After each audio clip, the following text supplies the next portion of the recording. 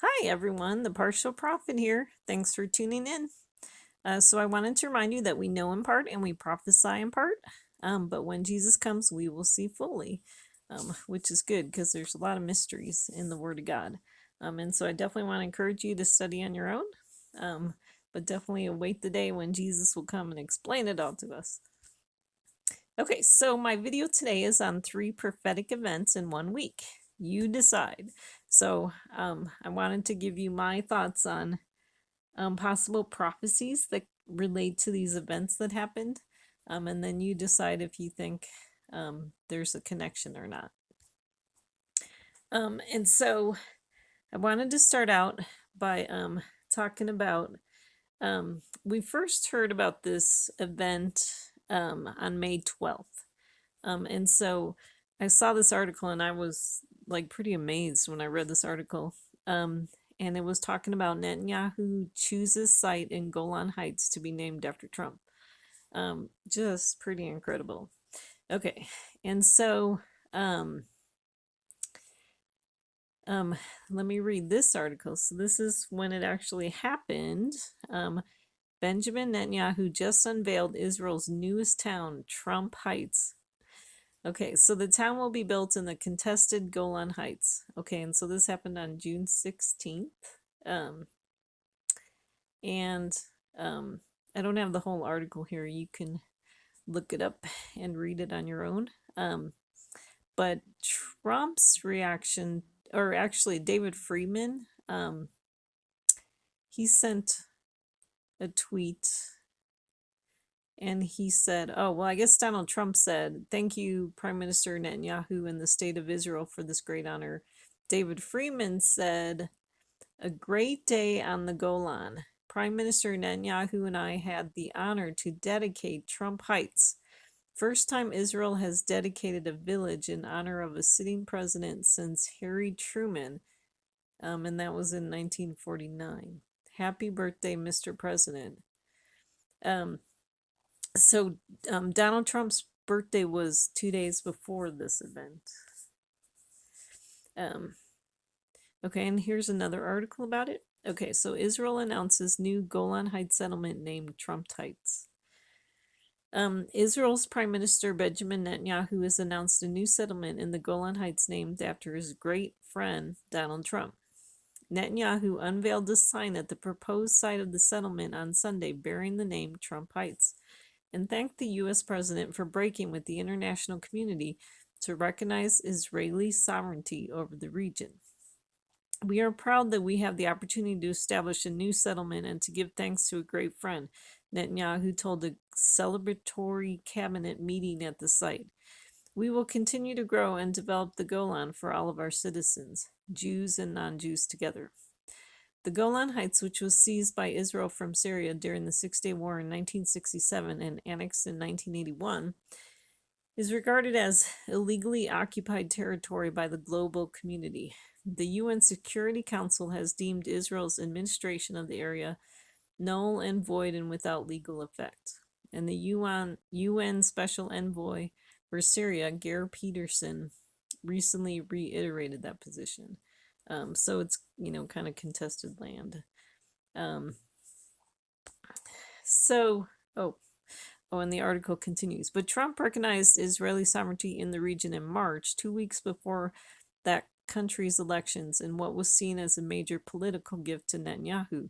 The U.S. is the only country in the world to recognize Israeli sovereignty in the occupied territory. At Sunday's unveiling, the Israeli leader went on to thank Trump for a number of pro-Israel decisions, while also joining the U.S. in blaming Iran for the attack on tankers in the Gulf of Oman last week. President Trump did it with the Golan. He also did it with Jerusalem. He did it with the transfer of the embassy. He did it with the exit from the Iran nuclear deal. He does it now with the strong stand against the aggression of Iran in the Gulf of Oman, in the Persian Gulf, and in the entire region, he said. U.S. Ambassador to Israel David Friedman, who sat next to Netanyahu during the festive cabinet meeting, praised the decision. I want to thank you for holding the cabinet meeting and for the extraordinary gesture that you and the state of Israel are making to the President of the United States, Friedman said. It's well deserved, but it's much appreciated. But opposition lawmakers in Israel criticized Netanyahu's announcement as a public relations exercise. Whoever reads the fine print in this historic decision understands that it is a phantom decision. Zvi Hauser, an advocate of international recognition of Israeli sovereignty in the Golan, said on Twitter, "There is no budget, there is no planning, there is no place, and there is really no binding decision," he added. Okay. Let's see. And so I wanted to read this. The campaign for the 2020 presidential election has begun. This is a different article. And Donald Trump is already the winner. There is no possibility that any of the Democratic candidates can compete with President Trump when it comes to Israel. On the weekend of June 15th, I spoke at the Jerusalem Post annual conference in New York. Speaking prior to me was Elliot Engel. He touted Barack Obama's stance toward Israel and all he had done. It was little more than a joke. When I stood up, I talked about the man who is really the greatest supporter of Israel, Donald Trump. Immediately, there was a standing ovation. Every thinking individual is aware that Trump has done more for Israel than any other American president. Okay, so very interesting event. I was actually kind of amazed when this happened. It seems a little over the top to me. And especially if you've been listening to my videos, you know that I believe that the things that Donald Trump has been doing aren't really benefiting Israel. It's actually making things worse, especially for the people on the ground in Israel, the common man in Israel. So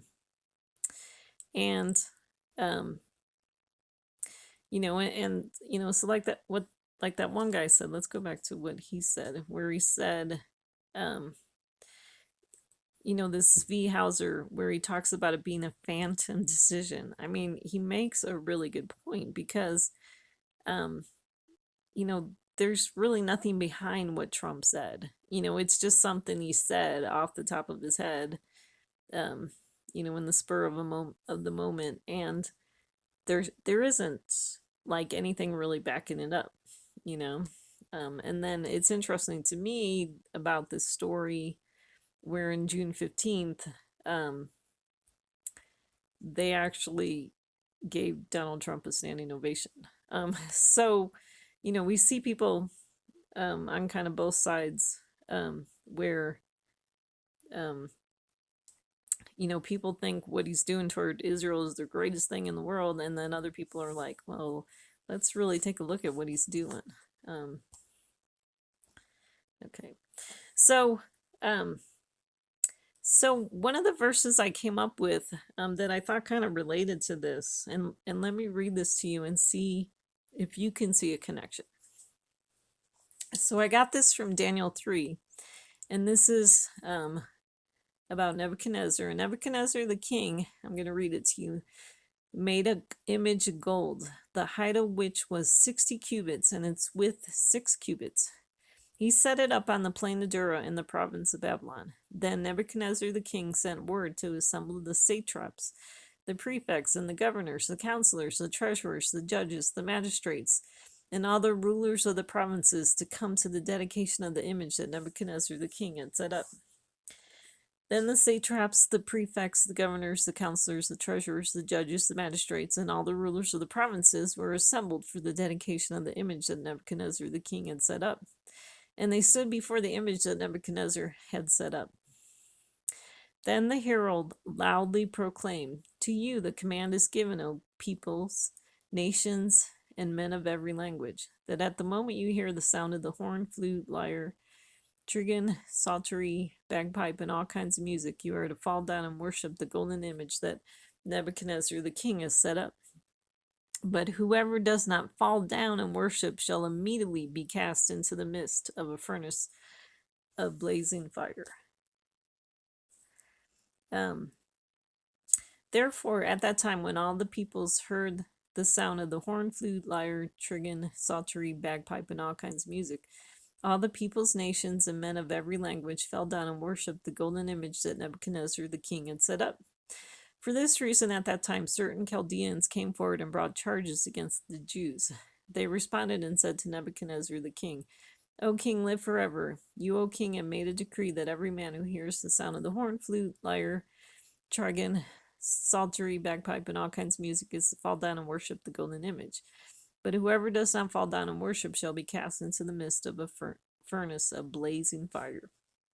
There are certain Jews whom you have appointed over the administration of the province of Babylon, namely Shadrach, Meshach, and Abednego. These men, O king, have disregarded you. They do not serve your gods or worship the golden image which you have set up. Then Nebuchadnezzar was filled with wrath, and his facial expression was altered towards Shadrach, Meshach, and Abednego.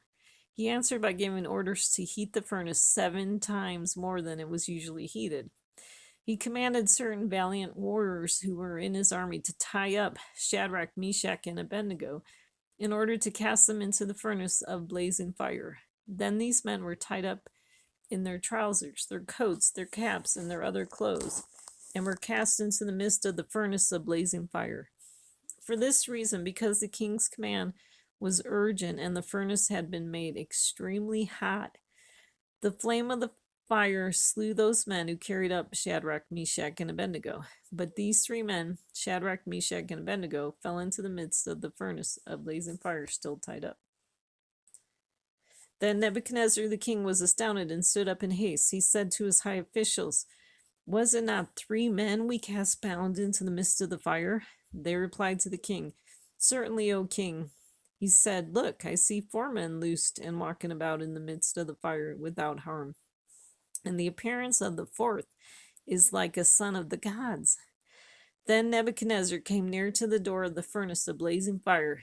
He responded and said, Shadrach, Meshach, and Abednego, come out, you servants of the Most High God, and come here. Then Shadrach, Meshach, and Abednego came out of the midst of the fire. The satraps, the prefects, the governors, and the king's high officials gathered around and saw in regard to these men that the fire had no effect on the bodies of these men, nor was the hair of their heads singed, nor were their trousers damaged, nor had the smell of fire even come upon them. Okay, so let's see. Oops. Okay, so back to this screen. Okay, so back to the beginning of the story. This is a great story, and I think what is happening in the story is it covers everything that's going to happen. And so first let's talk about this image that Nebuchadnezzar set up. It was made of gold, and it was 60 cubits by 6 cubits, 60 cubits high and 6 cubits wide. So 60 by 6. Interesting, huh? And he set it up on the plain of Dura in the province of Babylon. Okay, so in my previous videos, I talked about Israel kind of being the nation of gold, and then America would be like the nation of silver. I might not have said it that way, but that's what I kind of believe. And, you know, obviously Israel was where Jesus walked and everything. And so that would be the land of gold. And then America, which is, you know, really important to God too, you know, where Christianity, you know, really just grew. You know, it was, you know, the nation of Christians, and we sent out a lot of missionaries and stuff. We would be the land of silver. And so this would connect to, I mean, it's interesting because Netanyahu's name is similar to Nebuchadnezzar. You know, there's, they're both long names that start with N. And so he sets up his image. He made an image of gold.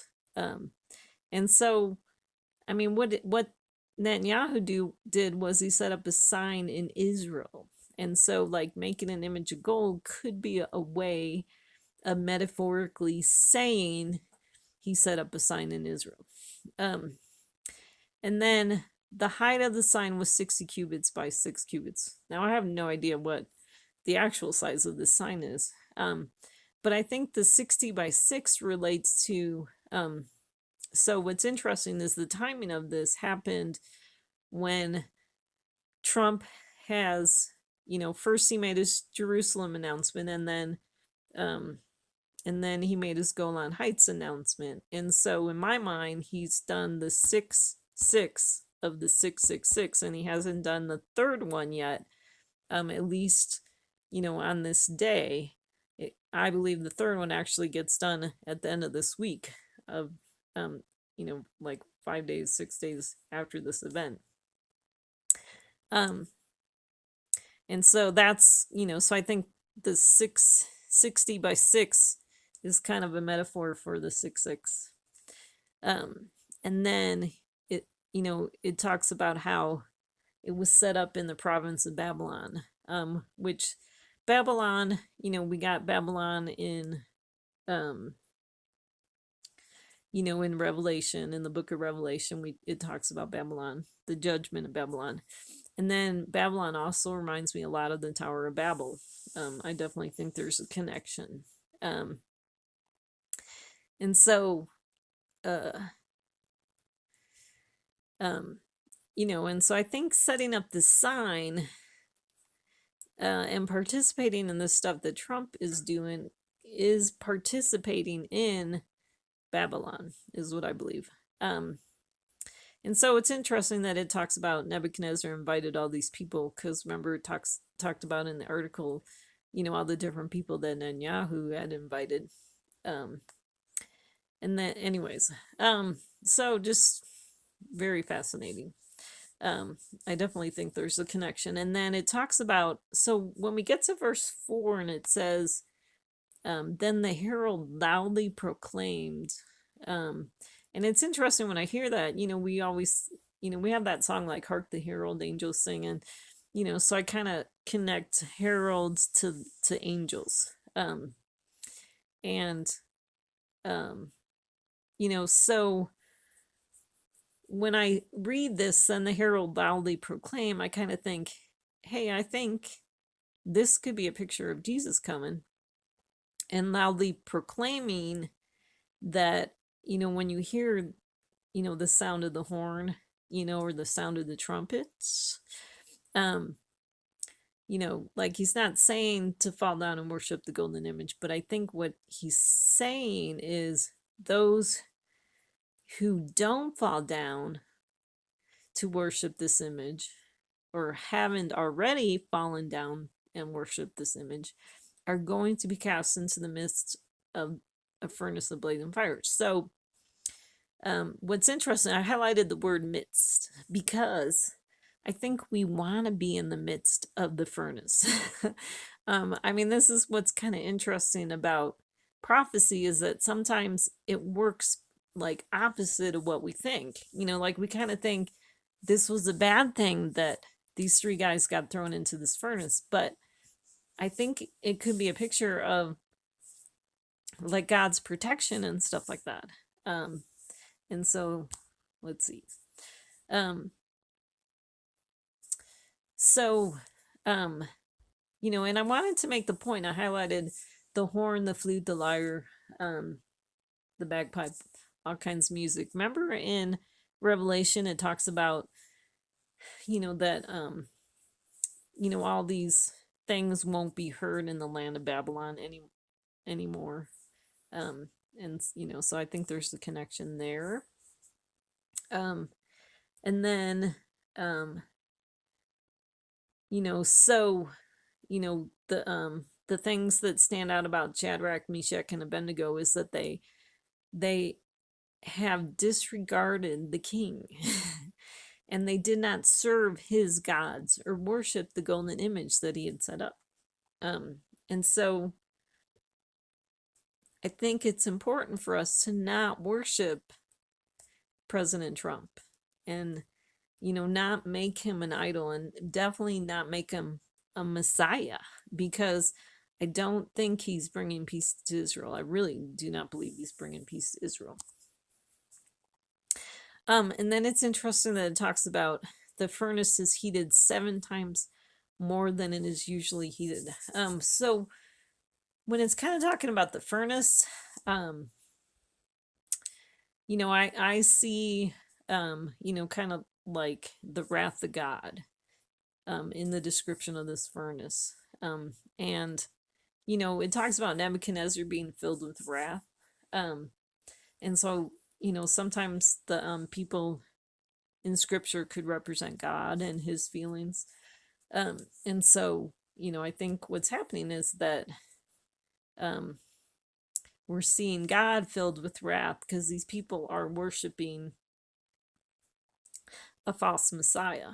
They're worshiping Trump. They're putting signs up. They're having meetings. They're giving them standing ovations. And I don't think God's really happy with that. I think he's actually angry about that.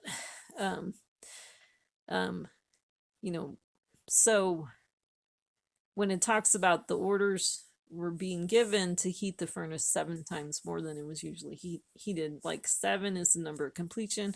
I think 7 also connects to, Jesus the Messiah. So definitely interesting that it says 7 times more. And then also the 7 relates to, how there's 7 trumpets, 7 seals, and then there's 7 bowls, and the bowls are definitely God like expressing his wrath. And so I think we're seeing a shadow here of the bowls, 7 bowls. And then I think it's interesting that these 3 guys are tied up. And so I see a connection to, we heard a story in Genesis about the baby that was being born got the scarlet thread tied on his wrist.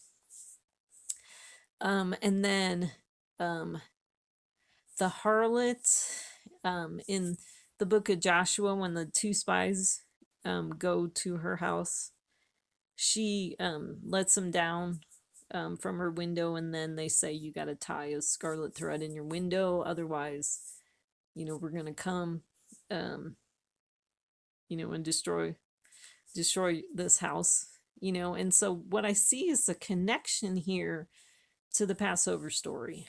And so in the Passover story, they painted lamb's blood, on the door. But we see with the scarlet thread that same red color. And then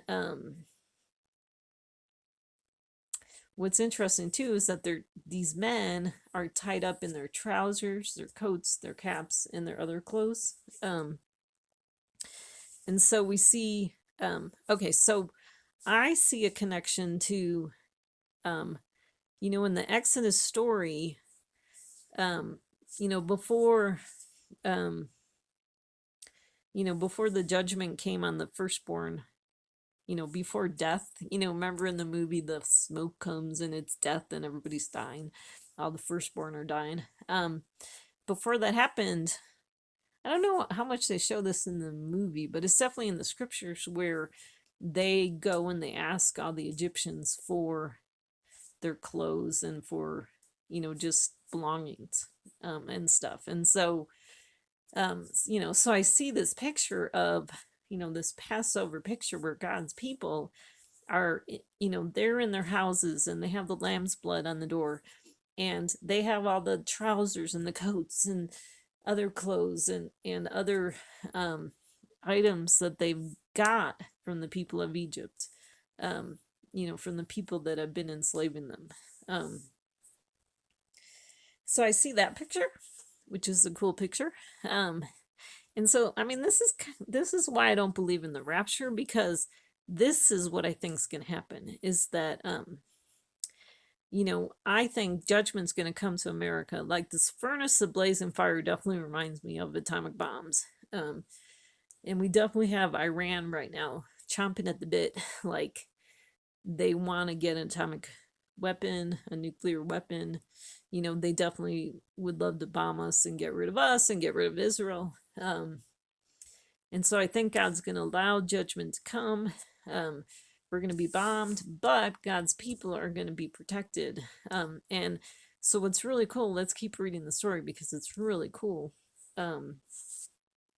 So I highlighted midst because remember, I think that's where we want to be because that's where the Son of Man is, which is Jesus.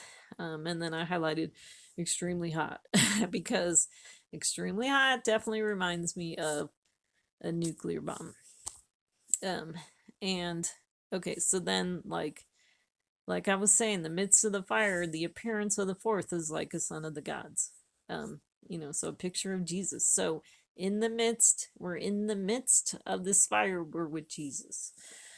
And then, okay, so then what's really cool is they come out of the fire and everybody sees that the fire had no effect on their bodies, nor was their heads singed, nor were their trousers damaged, nor had the smell of fire even come upon them. And so, is that not an incredible miracle? I mean, this story right here is an incredible miracle, but I think we're going to see this happen again. And we're going to, like what a miracle we're going to see when a nuclear bomb comes down and we're in our houses and we're safe because we got the lamb's blood and nothing happens to us. Isn't that going to be cool? Okay, so let's talk about this Trump Heights dedication.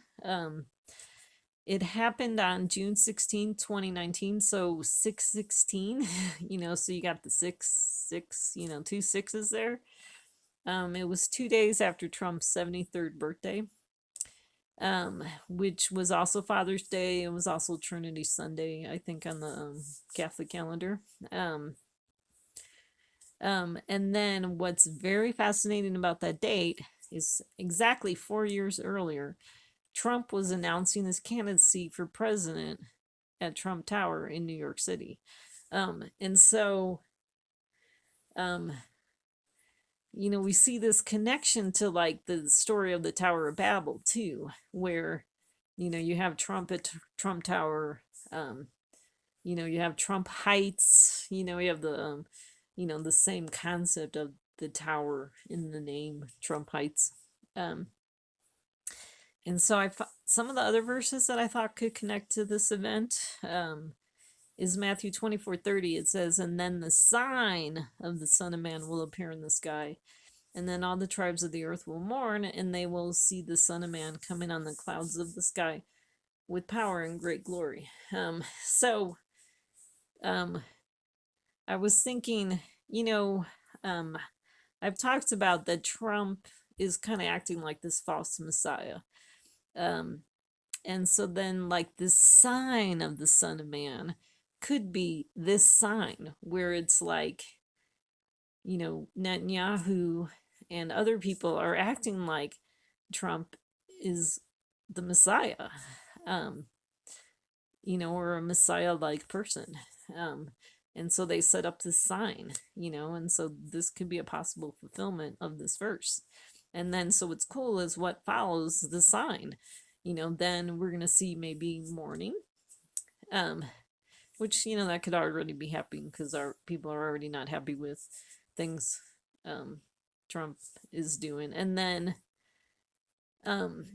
it says, and then the best part, and they will see the Son of Man coming on the clouds of the sky with power and great glory.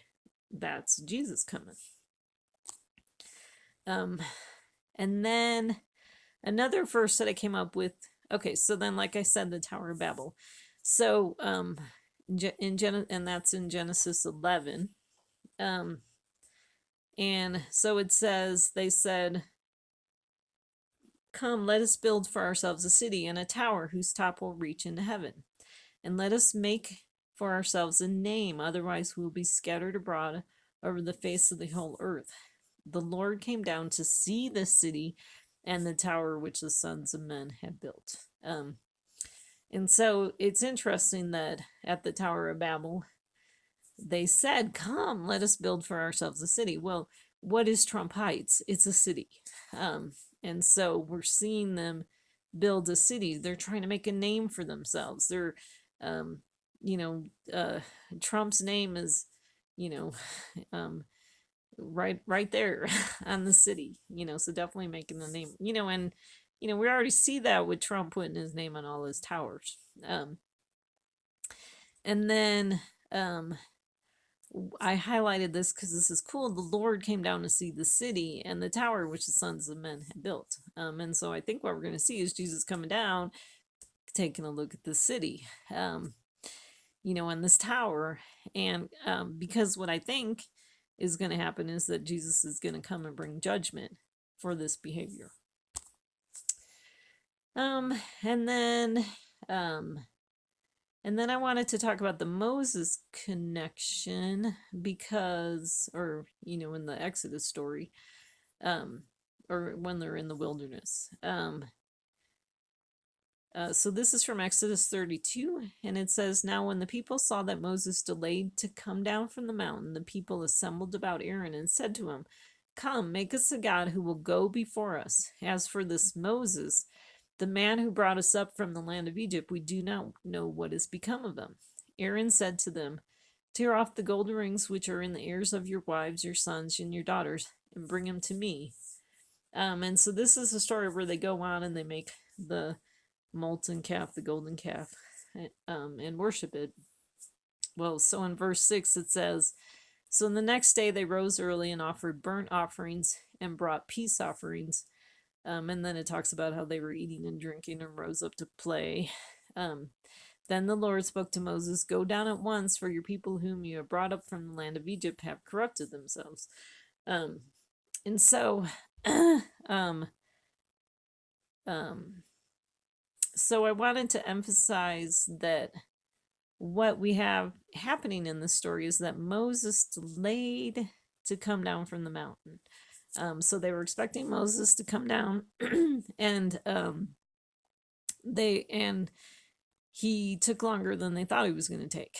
And what's interesting is that the rabbis write about that, like, they missed Moses by like 6 hours, that he ended up coming down 6 hours later, but they had already, built this golden calf and worshiped, danced around this golden calf and stuff like that. And so we see in this story a repeat of the gold. They tore off the gold rings in their ears, and they were burnt down to make this molten calf. So I see a connection with the rings, like, that were in their ears, and so there's a connection to hearing, or who are you listening to, kind of thing. And then what's interesting is that this was fascinating to me. I never noticed this before, but in verse 6, and it's interesting that it's verse 6, it talks about how they rose early and offered burnt offerings and brought peace offerings. So we see a connection to the deal of the century and the peace deal. And then it talks about him eating and drinking. Well, that's a connection to the verse that says, in the days of Noah, they would be eating and drinking. And then the Lord spoke to Moses and said, "Go down at once, for your people whom you have brought up from the land of Egypt have corrupted themselves." So we see a picture of, here Moses is being like a messianic figure, and God's sending him to the people, saying, they need you, And so I could see that happening to Jesus, where God says to Jesus, "Man, get down there. They have corrupted themselves. They have worshiped Donald Trump like he's the Messiah. They've made this peace deal," on and on and on. So, and I wanted to talk about this delay, because, we all thought something was going to happen in 2018, because that was the 70th year anniversary. And we even see that in the book of Daniel. We see Daniel wondering after the 70 years, like, he looked at his calendar and he's like, it's 70 years, And so in his prayer, he says, O Lord, hear. O Lord, forgive. O Lord, listen and take action for your own sake, oh my God.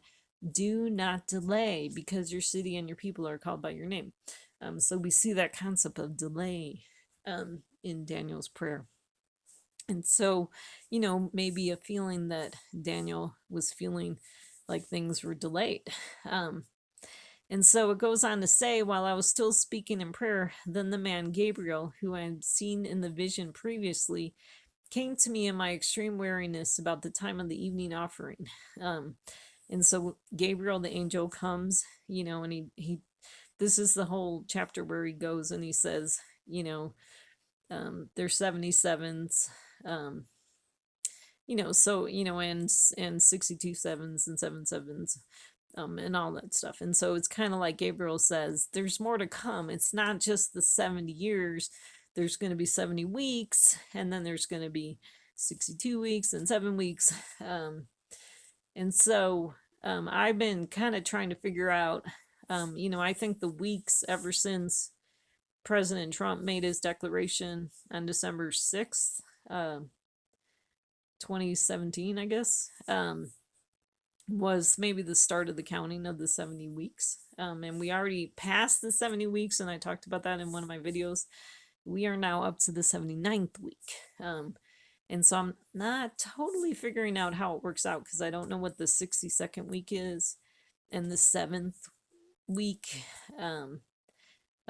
Even though I think there could be a repeat, that there could be a lot of things that fit the 62 and a lot of things that fit the 7.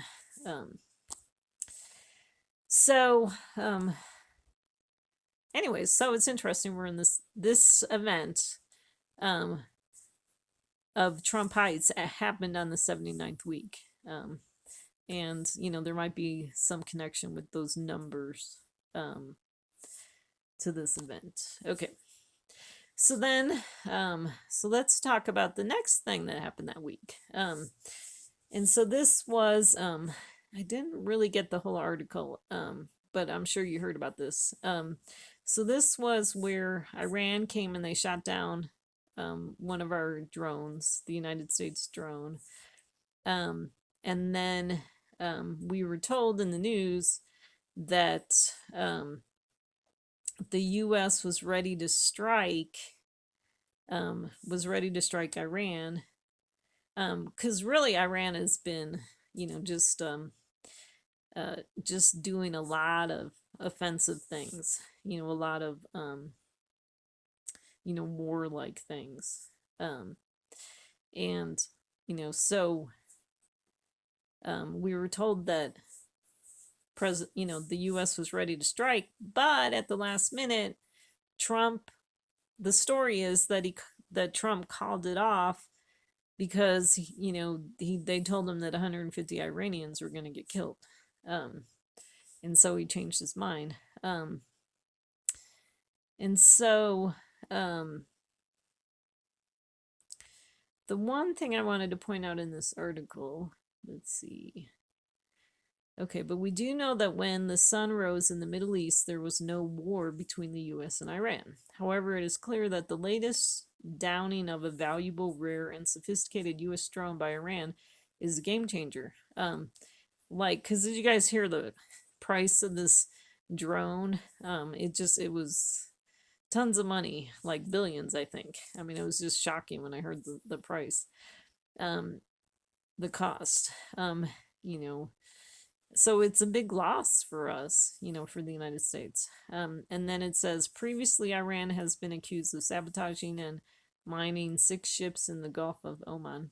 Its allies in Iraq have fired a rocket near the U.S. Embassy in Baghdad and are likely behind attacks near U.S. forces in the Balad Air Base, Camp Taji, Mosul, and near ExxonMobil in Basra over the last week.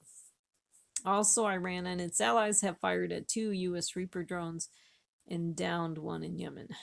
In short, the ball is not just in the U.S. court. Iran has run up the score, and Washington keeps wondering what to do. In May, the U.S. warned Iran of unrelenting force if it carried out attacks. Then America said that Iran was almost certainly behind the May 12th attacks on oil tankers off the UAE coast. So the title of this article, it says Trump's errs on side of caution again with Iran analysis. So this guy who wrote this article, believes that Trump erred, made a mistake by calling it off. And then, because what's happening is you have Trump, you have Iran being really aggressive, and we're not doing much about it, and that's just not really good. And so this event, so prophetically speaking, this event, it happened on June 20th, 2019, which was Sivan 17th, which was week 80, by the way. And then what's interesting is that this June 2019 is 2 years and 7 months after we elected Trump to be president. And so I saw in Genesis 8, I was reading this and I was wondering if maybe this would be connected. And so it says, also the fountains of the deep and the floodgates of the sky were closed, and the rain from the sky was restrained, and the water receded steadily from the earth, and at the end of 150 days the water decreased. In the 7th month, on the 17th day of the month, the ark rested upon the mountains of Ararat. And so I thought it was interesting that this was Sivan 17, and so it talks about in the 7th month on the 17th day. So we get the 7th month from it being 2 years and 7 months after electing Trump, and then we get the 17th day on the Hebrew date, Sivan 17. And then it's interesting because it said this happened at the end of 150 days, and so we see a connection to the 150 Iranians. And so one thought I had was, what if it talks about the rain from the sky being restrained. And so we see kind of that concept of the rain being held back, like it's not allowed to fall, it's not allowed to rain. And so I was thinking that this could relate to kind of the military in the United States, that the military's being restrained. And so and we've kind of had this attitude for a while in this country, where it used to be that America was really good at, well, I don't know if they're really good at it, but there was more of an attitude of people sacrificing for the sake of freedom in this country. But then especially in the 60s, they started protesting against the Korean War and the Vietnam War, and so we kind of lost, the desire to go to war. And we started seeing war as bad, instead of like just a, I don't like war, but it's just kind of this evil necessity, or not evil,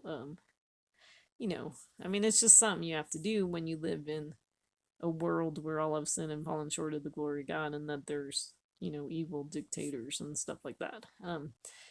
Things you can't just sit around and not do anything. Otherwise, these evil people get out of control and they build nuclear weapon stockpiles and things like that. And so I'm really concerned about, Iran, because, they want to get rid of us.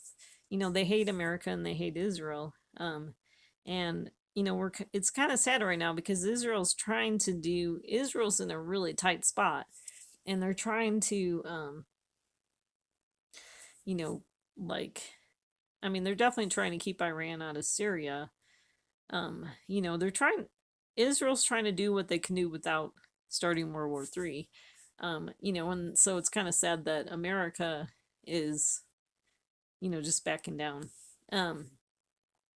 And so then I found in the scriptures, I found in Jeremiah where it talks about The mighty men of Babylon have ceased fighting. They stay in the strongholds. Their strength is exhausted. They're becoming like women. Their dwelling places are set on fire. The bars of her gates are broken. Um, and so, um, since I believe Babylon in Revelation is America, this is talking about our military, that we have ceased fighting. We stay in the strongholds. We're becoming like women, which is interesting too, because you have the harlot of Babylon. Um, and so, um, I believe we're, just not making God happy because we're not willing to, um, take care of this situation. Um, uh, so that's my thoughts about that. And then I thought it was interesting. So I put in this verse from Psalm 90, where it talks about, as for the days of our life, they contain 70 years, or if due to strength 80 years, yet their pride is but labor and sorrow, for soon it is gone, then we fly away. So I put this in here because of the 8, like it mentions 70 years, and then it talks about 80 years.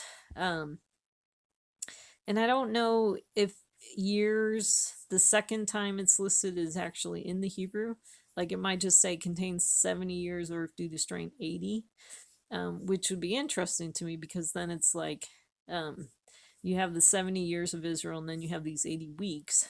But obviously there's more than just these 80 weeks. But then it goes on to say, for soon it is gone and we fly away, which definitely is a picture of, Jesus coming and us flying to join him. It sounds like the rapture, but I've talked in my other videos about how I don't believe in the rapture the way it's traditionally been taught. I just believe we join Jesus on a higher spiritual plane. Okay, so I put in this article because this gives us a picture kind of Iran, like they're dangerous, okay? Because it says Iran says it refrained from shooting down U.S. plane with 35 on board. The Revolutionary Guard senior official says downed U.S. drone was accompanied by a plane which also entered Iranian airspace. Adds, we could have shot it down, but we did not. So what's interesting about the country of Iran, they fight. We see this with the Palestinians, that they're good at kind of this propaganda war, that they're really good at making themselves look good. And so, it's being contested that we were actually in Iranian airspace. Iran saying we are, but they could just be lying, which wouldn't surprise me. This picture here is the smoke trail after the drone was shot down. Anyways, so it's interesting because we see kind of Iran doing kind of these calculating things, they're like, well, let's not shoot down this plane, and then we could just say we didn't shoot it down to make it look like, we're so restrained, even though I don't really think they're all that restrained. And then, and then it's interesting because, you have, Iran kind of doing this propaganda war or whatever. And what I heard, a theory about maybe why President Trump didn't start going to war, didn't go to war with Iran, is that because there was all these like peace conferences coming up the next week, and like, people said it wouldn't look good if we were at war and we're having these peace conferences. And so oh yeah, so President Trump's kind of could be doing this calculating stuff too, and he's making decisions based on other priorities rather than the situation at hand. Just a review of this week. So we had on June 16th was the Trump Heights. June 19th, like I said, was the start of the 80th week after December 6th, 2017. And then on June 20th was when Trump stopped his attack on Iran. What I thought was really interesting was that on the news they showed water pouring into Grand Central Terminal in New York City. So definitely could be a statement from God about maybe not being happy about Trump's decision. And then on June 21st, the next day was when summer began. And so what's interesting about that date is it's 16 months after Billy Graham died. We see 8/8 in the 16.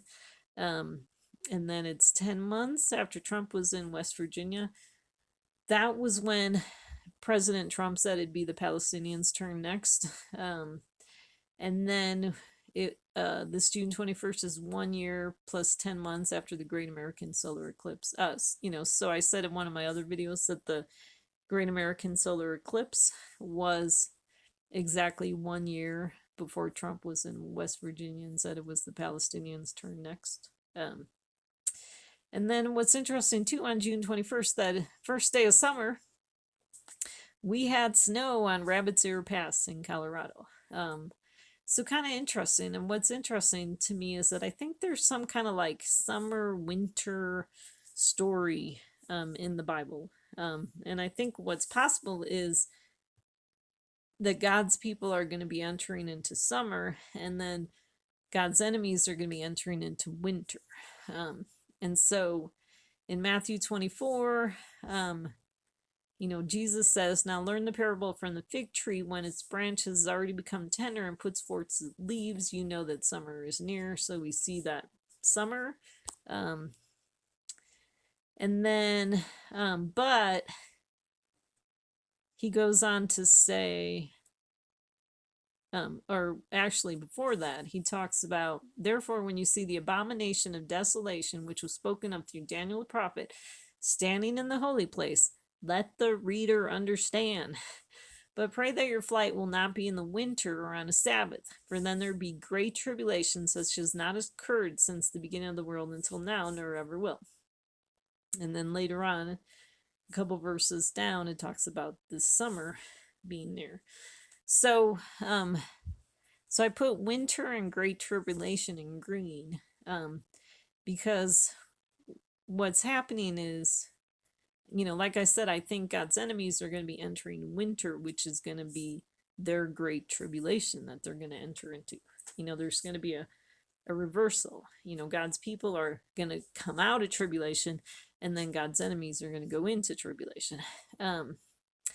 And then what I think is possible is this abomination of desolation. I've talked about multiple fulfillments for scripture.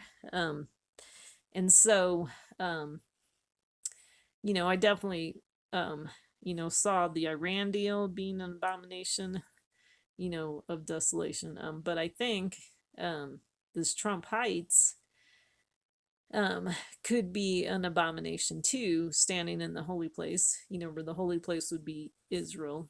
And then it says, "Let the reader understand," have prophetical eyes, and, see, we're all like, people are looking for a temple to be built. Like, we're looking for a repeat.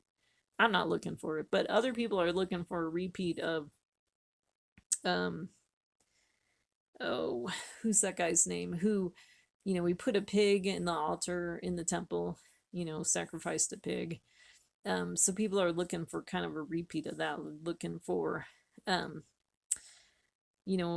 third temple to be built, and then some guy to go in there and claim that he's God and, sacrifice a pig on the altar or whatever. They're looking for something like that. But I think, these are all metaphors. And so I think, this sign could be an abomination, and it's standing in the holy place, is standing in Israel. And then, um, so then what's interesting is this verse says, but pray that your flight will not be in the winter or on a Sabbath. So I wanted to emphasize Sabbath because the next thing we're going to talk about happened on a Sabbath. So remember Sabbath, okay? And then the fig tree. So the verse where it talks about the fig tree, it's putting forth leaves, but it doesn't have fruit. And so we see in Matthew, earlier in Matthew, Jesus cursing the fig tree because he found leaves on it, but he didn't find any fruit. And so I think the fig tree could be a metaphor for the Messiah, where Jesus is, and in one of the prophets too, it talks about good figs and bad figs.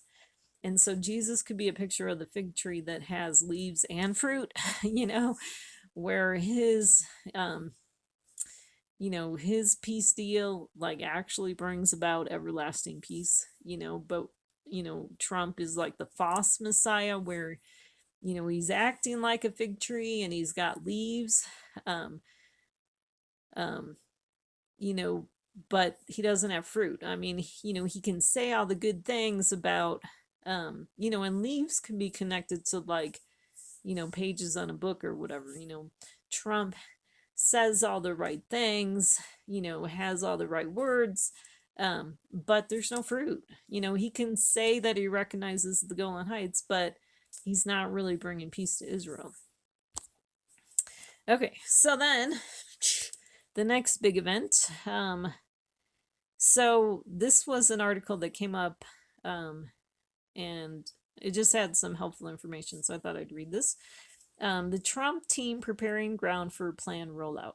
The West Bank, okay, let's see, I won't read that. Okay, quiet for months, the Trump administration's Mideast team is increasingly talking in broad strokes about its Mideast plan, in what is seen as an attempt to prepare the ground for the much-delayed rollout of the deal of the century next month.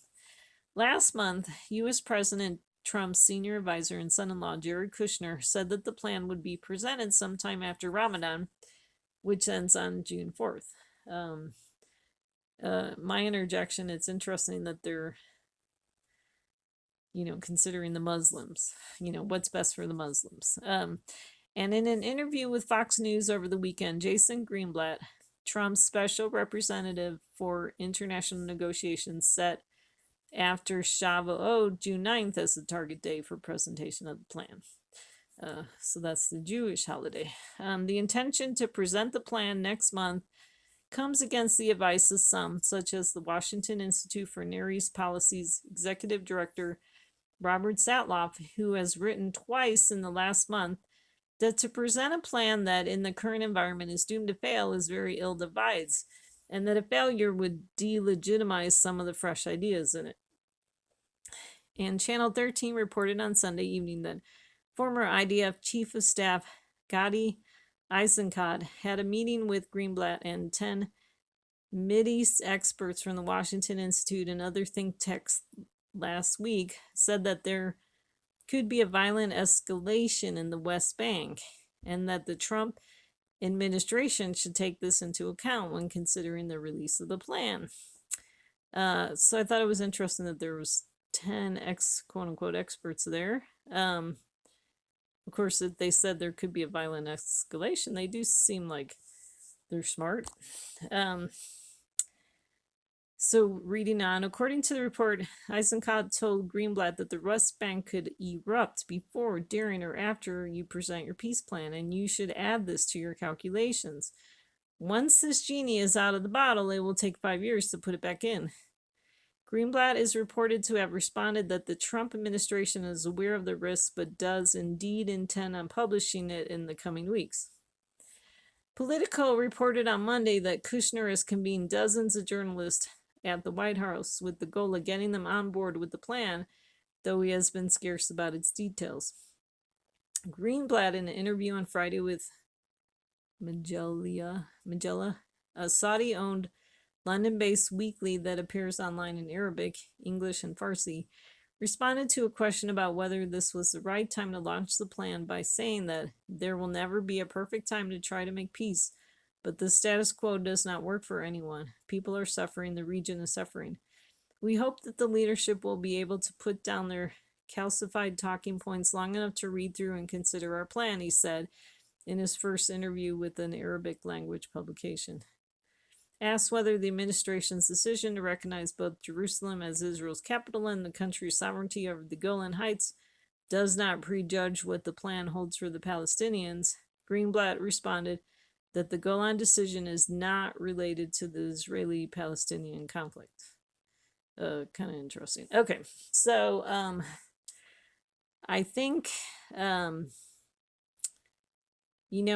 it talks about the genie being out of the bottle, the genie is out of the bottle. Okay, remember in one of my previous videos I said that when right off the bat when Trump made his announcement about moving the embassy to Jerusalem, the genie got out of the bottle. I mean, the Palestinians started protesting back then, quote unquote protesting, rioting, and it's just been nonstop, since, March 30th or whatever that date is. And so the genie is already out of the bottle.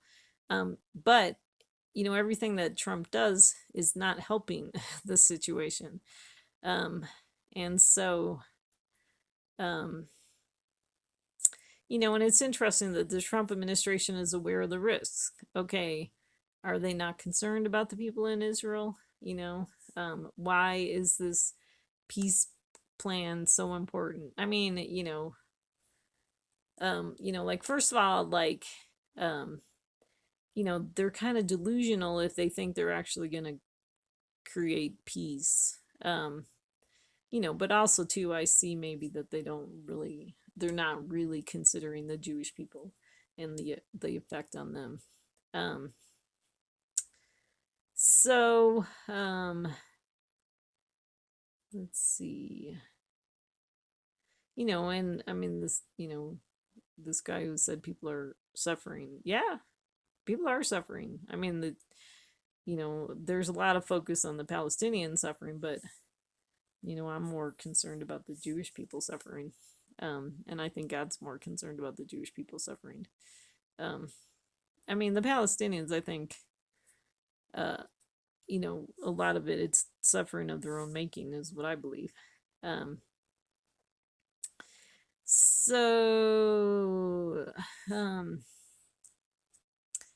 Anyways, okay, so then, I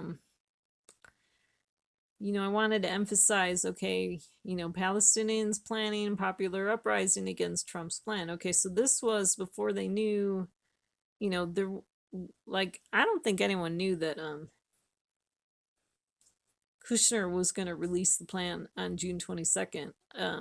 But we all knew ahead of time about the workshop in Bahrain on June 25th and 26th. And so the Palestinians were all planning a popular uprising, on those dates, above and beyond what they already do all the time. So, okay, so big day, exclusive White House. Kushner unveils economic portion of Middle East peace plan.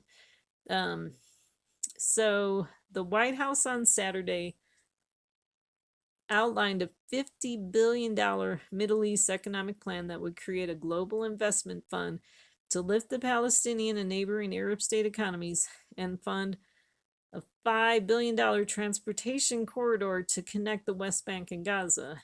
And so I didn't put the whole article in here because I'm sure you know about it. And then it goes on to say the 38-year-old Kushner, who, like his father-in-law, came to government steeped in the world of New York real estate deal-making, seems to be treating peacemaking in some ways like a business transaction, analysis and former U.S. officials say. Palestinian officials reject the overall U.S.-led peace effort as heavily tilted in favor of Israel and likely to deny them a fully sovereign state of their own. Kushner's attempt to decide economic priorities first while initially sidestepping politics ignores the realities of the conflict, say many experts. Okay. So, comment on I agree that he's treating peacemaking like a business transaction. Definitely. Deal making. Definitely very true, that it's these wheeling and dealing, and they think they can buy off the Palestinians or whatever, or like dazzle them with their economic ideas, you know, and keep them busy going to school and having jobs that they won't have time to, riot against the Israeli people, I guess is what they're thinking is. Who knows? And then it's so it's interesting that the Palestinian officials are saying, they're rejecting the overall peace effort as heavily tilted in favor of Israel. Okay, so it's interesting that they're saying that because once Kushner released this plan, portion of the plan, it's like, no. It's like, okay, yeah, you guys talked about, you moved the embassy to Jerusalem and you talked about recognizing the Golan Heights, but what else, how else is Israel going to benefit from this peace plan? I mean, it's all about the Palestinians. It's all about bringing prosperity to the Palestinians. And so, and it's interesting that the Palestinians don't see that, it's like, people had said if they reject it, they're throwing away a good offer, which, they've done that in the past. I mean, for over 70 years, the, it's not about, it's all about this, propaganda, whatever that they're trying to create. It's not about, their goals are different. Their goals, I mean, really, they want to get rid of Israel. That's their, they have war in their heart. They don't have peace in their heart. They have war in their heart. And then, and and definitely Kushner is definitely ignoring the realities of the conflict. Okay, so what I thought was interesting is that Kushner is 38 years old. So that made me think of Psalm 83. And so Psalm 83 says, a song, a psalm of Asaph. O God, do not remain quiet, do not be silent, and O God, do not be still. For behold, your enemies make an uproar, and those who hate you have exalted themselves. They make shrewd plans against your people and conspire together against your treasured ones. They have said, come and let us wipe them out as a nation, that the name of Israel be remembered no more. For they have conspired together with one mind. Against you they make a covenant. And then it goes on in verse 12, it says, who said, let us possess for ourselves the pastures of God. So what's interesting about this economic plan is that they don't use the terms two-state solution. Okay, but there's a video, I recommend that you watch this, but there's a video where they like they kind of show computerized drawings of like the schools for the Palestinians and the roads they're going to build and all that stuff. And I'm watching this video going, okay, all this stuff takes land. Okay, and so they don't mention two-state solution, but the plan is very clear that they want to use Israeli land to build these things. They need land, and what land are they going to use? They're going to use the land of Israel. So in Psalm 83, it talks about they make shrewd plans against people. I've heard people say, they think, this plan is, a smart plan, of Kushner. and all these people are conspiring together. He's got, all these people from all these different Arab nations, that came to this conference. And then, they all conspired together with one mind, just like the Tower of Babel, they all speak the same language. Against you, they make a covenant. Okay, this is definitely a covenant, a plan. And then, they say, let us possess for ourselves the pastures of God. I don't totally know what Kushner's thinking, but, if this plan is revealing his heart, he's wanting to use the land of Israel, which is sad because he's Jewish. You'd think he would have more love for the land, but he's not exhibiting that. Okay, and so what else was interesting is this happened on June 22nd. And so in Numbers 22nd, in Numbers 22, it talks about, and the Lord opened the mouth of the donkey, and she said to Balaam, what have I done to you that you have struck me these 3 times? And so it's the story about Balaam hitting his donkey 3 times. And the 3 times is connected to the 3 times that Peter denies Jesus. The threes connected to the 3 times there's 666. And so it's interesting that this was on the 22nd, because I think this is the 3rd 6 of the 666. And then Psalm 22nd, Psalm 22, is the psalm. I would highly recommend reading that, the whole psalm, but I have a segment here of it. It says, the Psalm of David, my God, why have you forsaken me? Far from my deliverance are the words of my groaning. Many bulls have surrounded me. Strong bulls of Bashan have encircled me. They open wide their mouth at me as a ravening and roaring lion. They divide my garments among them, and for my clothing they cast lots. Okay, so many bulls have surrounded me. So now when people have talked about, did I say that about Psalm 83? A lot of people look at that Psalm 83 and believe that it's talking about a war. But I think it's possible it could just be talking about this peace plan. And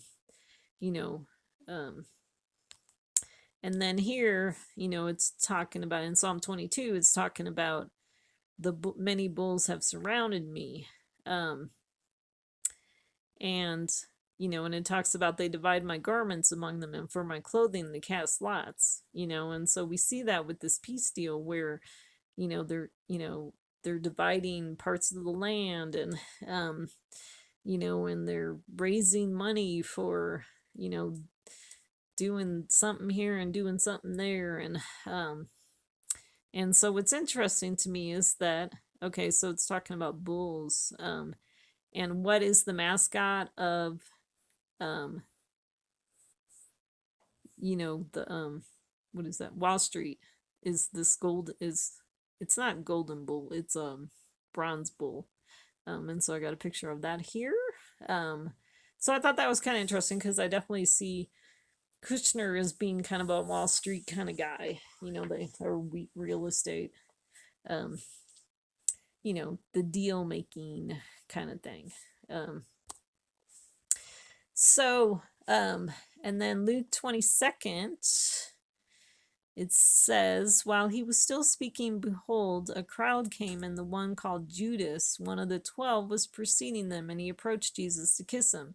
But Jesus said to him, Judas, are you betraying the Son of Man with a kiss? And so I've talked about Trump being kind of a Peter picture, and then I've always had Obama being Judas. But everything that's happening, I really see Trump now definitely being a Judas type. So kind of being both Judas and Peter at the same time. And so what's interesting, where Jesus says, are you betraying the Son of Man with a kiss? So with this peace plan, and with the, moving the embassy to Jerusalem, and the Golan Heights announcement, it's like he's, giving kisses to Israel, but he's really betraying them because he's causing, you know, more, war for them, more persecution and stuff like that. And it's interesting that you have both Judas betraying Jesus with a kiss and Peter denying him 3 times. All happens in Luke 22. And so then, Luke 22:61 says, the Lord turned and looked at Peter, and Peter remembered the word of the Lord, how he told him, before a rooster crows today, you will deny me 3 times. So I think we've seen Trump, deny Jesus, or, deny the Jewish people 3 times. Okay, and then, so I thought it was very interesting that this happened on a Sabbath. So I mentioned, pray that your flight will not be in the winter on the Sabbath, comes from Matthew 24. So, for the holiday, after after Passover, they count the Omer for 50 days. And it's interesting because there's a debate about what Sabbath it's being talked about in these verses, when God's telling them to count the Omer. So there's a debate, and in the Jewish faith, some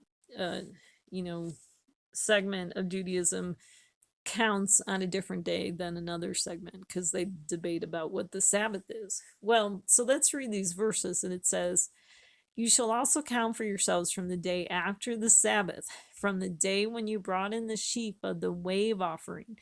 There shall be 7 complete Sabbaths. You shall count 50 days to the day after the 7th Sabbath. Then you shall present a new grain offering to the Lord.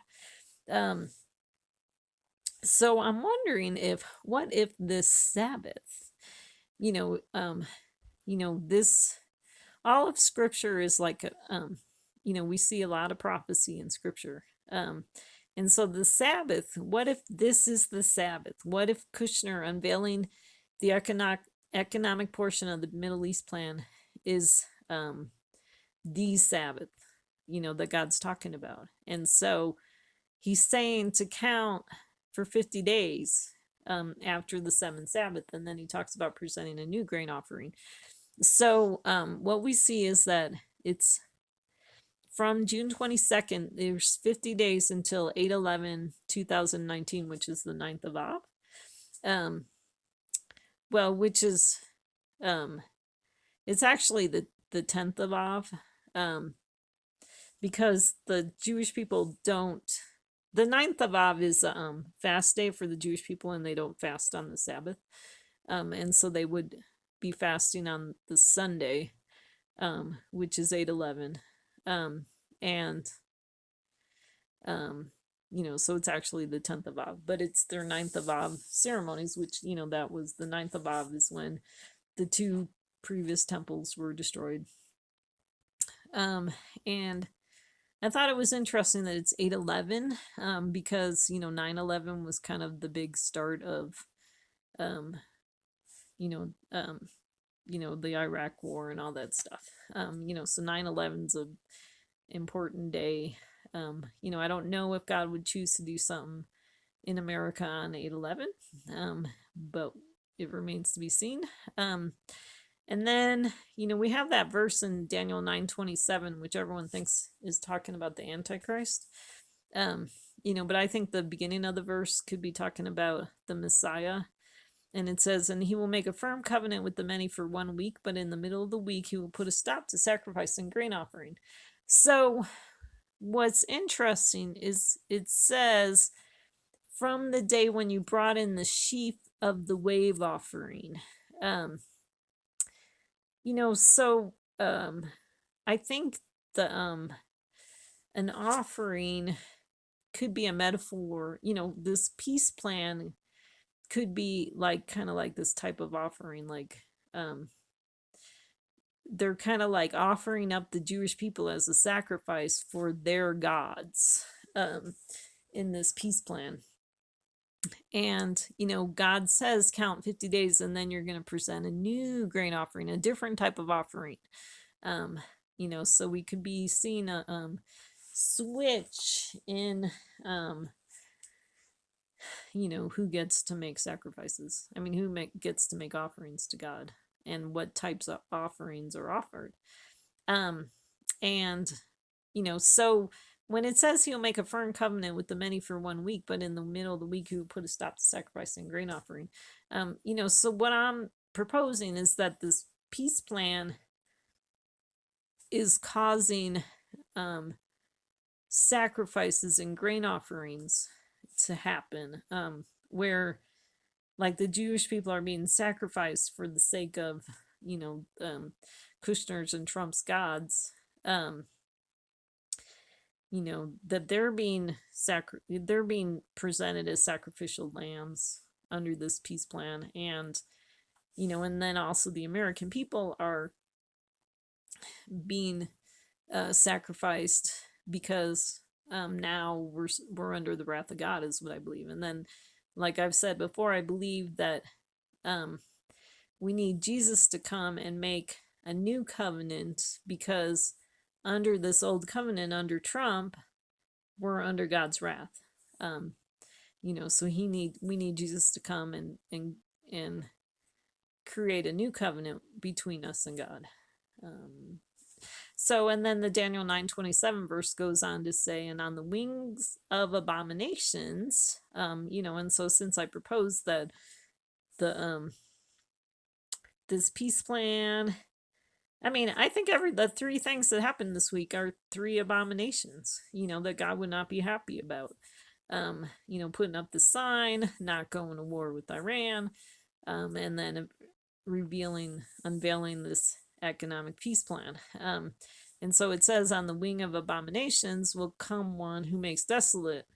Now that's definitely the Antichrist, even till a complete destruction, one that is decreed, is poured out on the one who makes desolate.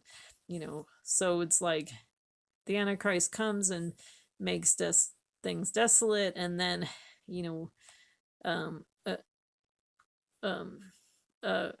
destruction is poured out on him, on the Antichrist. So that's Jesus, is going to put an end to what the Antichrist does.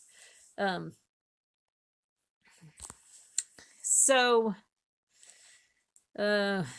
just in case you don't believe we are under judgment because of this plan, so that plan was revealed on June 22nd. Here's a screenshot I got on June 24th. First we had the Palestinians were reacting to Kushner's plan. They weren't happy, for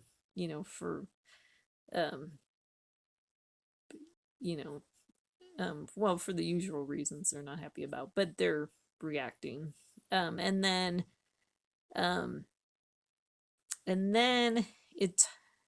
there's this article from AccuWeather where it says dangerous severe storm outbreak to continue into Monday over central U.S.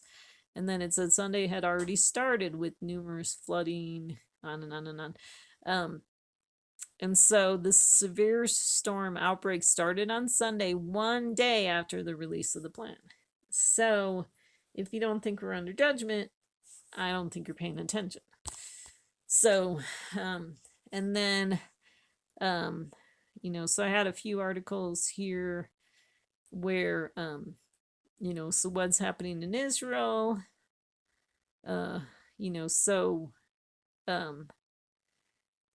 was 13 fires on the Gaza border, started from incendiary balloons. And then, so this article on the right, which I don't know where I got that from, but it says balloon bombs launched from the Gaza Strip reportedly started 19 fires in southern Israel on Wednesday, the day after Israel announced it would halt fuel shipments to Gaza. Investigators said the fires were started by arson balloons. Kogat, the Israeli defense body responsible for Palestinian civilian affairs, said on Tuesday that fuel supplies would be cut until further notice because of the recent outbreak of fires in southern Israel.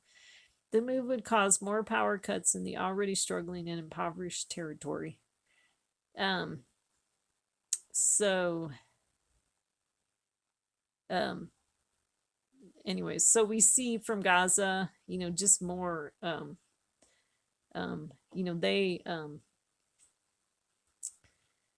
they were launching these balloon bombs.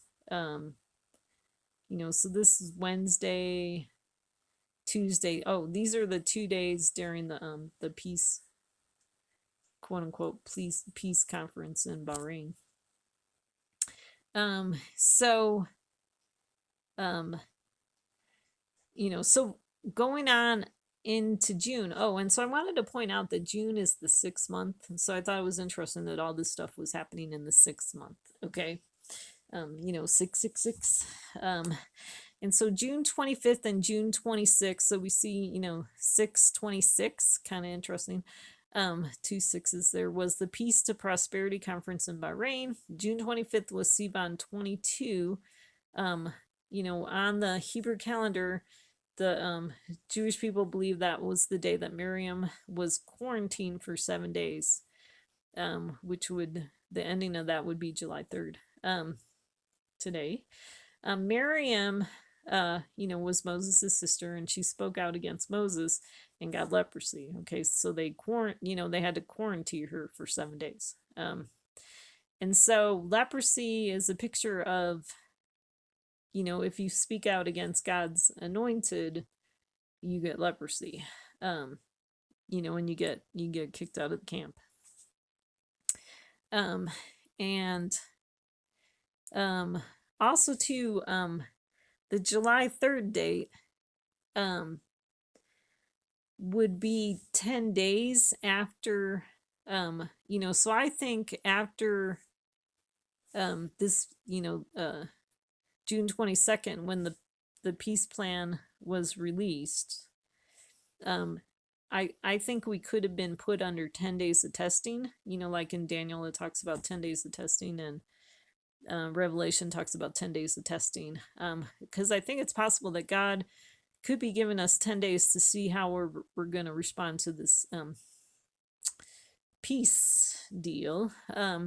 And because it's interesting, if you listen to the different videos on YouTube, that people are all over the board of how they feel about this. And I mean, some people are just like excited about it, and think it's a good thing. I even heard one pastor thinks that America is now gonna be experiencing peace because they were talking about Trump being a peacemaker. Anyways, so I think we could definitely see how people are responding to it by watching their videos on YouTube. So that could be what God's doing for 10 days, is seeing how we're going to respond to this peace deal.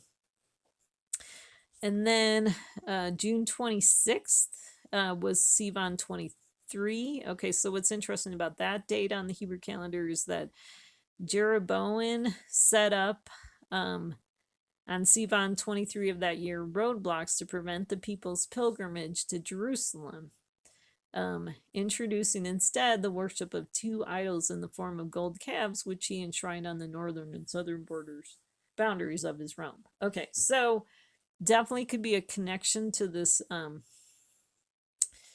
We have this peace plan where it could block people from being able to go to Jerusalem.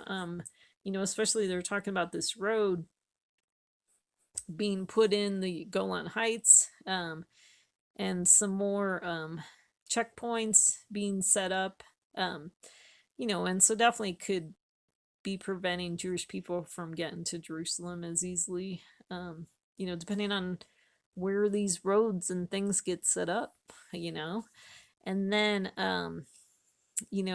what's interesting is that this Jeroboam.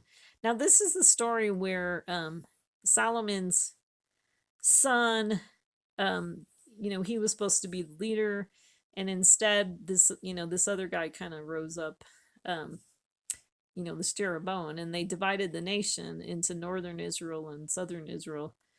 And so Jeroboam kind of set up his own religion really seriously, and so he could definitely be an anti-Messiah type figure, and which he could definitely be a shadow of Trump, and so this Jeroboam, he instead introduced the worship of two idols in the form of gold calves. Here's the golden calf again, enshrined on the northern and southern boundaries of his realm, which is kind of interesting that we see kind of a mention of both the northern and southern boundaries. So if we have, like America being a picture of, the northern nation of Israel, and, the nation of Israel being the southern part of the nation, it's like these two golden calves come from kind of a marriage between the north and the south. So Trump and Netanyahu kind of getting together, or Kushner with, there was, some Jewish businessmen that came to this conference in Bahrain, so kind of interesting. And then what's interesting too was on June 26th, we had Nikki Haley prayed at the Western Wall. So now she's interesting because her name is a connection to like Haley's Comet. And then it was interesting too because early on, President Trump made his trip to Israel, and there were some things about it that didn't go so well. Like, I think he met with I think he might have met with the Palestinian guy. I don't remember who it was. He met with somebody. And, he was just kind of arrogant. And then it was interesting when Nikki Haley went, she was a lot more humble. Like she went a month later, and so if you compare their two trips, it's just very fascinating prophetically. And then, so then, what we had was July 2nd, yesterday, the total solar eclipse in South America. Very fascinating because we had the solar eclipse in North America. Oh yeah, so that connection to the North and the South again. And then, could be a picture of, because of this peace deal, the sun isn't shining in Israel, and then, on July 3rd, today, is when the 82nd week starts. So it could be another 8/8. And then it's the end of the quarantine for Miriam. It's the end of the testing, possibly if there's 10 days of testing. And then on July 4th, tomorrow, is Independence Day. And so that's 243 years from 1776. On the Hebrew calendar, it's Joseph's birthday. Okay, so what's interesting to me is that Independence Day is kind of talking about liberty and freedom and stuff like that. And so are we going to see Joseph set free from jail? So Joseph is definitely a huge messianic figure. Are we going to see him, are we going to see Jesus set free from jail? And then tomorrow, the Jewish people read Numbers 17, 16 to 24, and that's about Aaron's rod budding, which is definitely a messianic story. And then tomorrow starts the month of Tammuz. So today is Rosh Chodesh, is the start of 2 days of Rosh Chodesh. So the new moon, which could be an interesting picture of, where Trump's like the old moon and then Jesus comes and is the new moon. And, because it talks about the moon shining brighter, like the prayers that the Jewish people pray is that the moon, will shine bright, and stop ebbing and flowing, however they say it. I forget how they say it. And so tomorrow starts the month of Tammuz. So for the Jewish people, they see the month of Tammuz as the summer season. That's when they believe the sin of the golden calf happened. The month's considered a borealis month, which relates to the north wind. They see connections, from the Hebrew language, connecting it to saying seen in the dark, out of the Hebrew letters. So that's a really cool messianic, seen in the dark. That would be awesome. And then they see connection. Oh, so what they believe is that if they hadn't built the golden calf, they would have seen that the nation of Israel would have seen the Moshiach, back when they built the golden calf. That the time on the Moshiach would have been ushered in, except that they put up the golden calf instead. So kind of an interesting story. So also too, so on the Gregorian calendar, July is the 7th month, which I thought was very interesting. And so I see kind of a possible connection to the lamp with the 7 branch lampstand. It's interesting because we've had a holiday, at least on the Jewish calendar, every either a holiday, or like a hidden holiday, on each of the 7 months. It started out with the first 3 months, connecting to the first 3 branches of the lampstand, would be, was when we had all those blood moons. So that was kind of interesting. And then kind of like the second 3 branches would be Passovers. Because we had the first Passover, which was the real Passover, which happened at Easter time. The second Passover, the next month, they have a second Passover for people that, were unclean for the first one. And then I think what we could be seeing is a third Passover, that's a hidden Passover that could be when Jesus comes. And then what's interesting too is for July, I said it was the 7th month, and we already mentioned that it's Joseph's birthday is in this month. But what's interesting to me too is, how we kind of have this phrase about Christmas in July. So what if we're going to see a Christmas in July? That would be very interesting to me.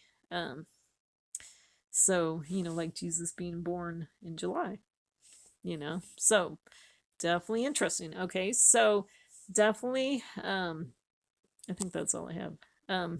Yes, so definitely look up, for your redemption draws nigh. So definitely think about what I have to say. Definitely read the Word of God for yourself. So you decide, were these 3 prophetic events, are they connected to things that God's saying in the scripture, or are they not connected to things that God's saying in the scripture? Are they important for understanding, what God's doing in the world, or, are they 3 events that don't mean a whole lot? You decide. So, so I want to thank you for listening. Definitely look up for I definitely think your redemption draws nigh. I hope you have a great, blessed 4th of July, and thanks for tuning in. And we'll catch you again sometime. Take care.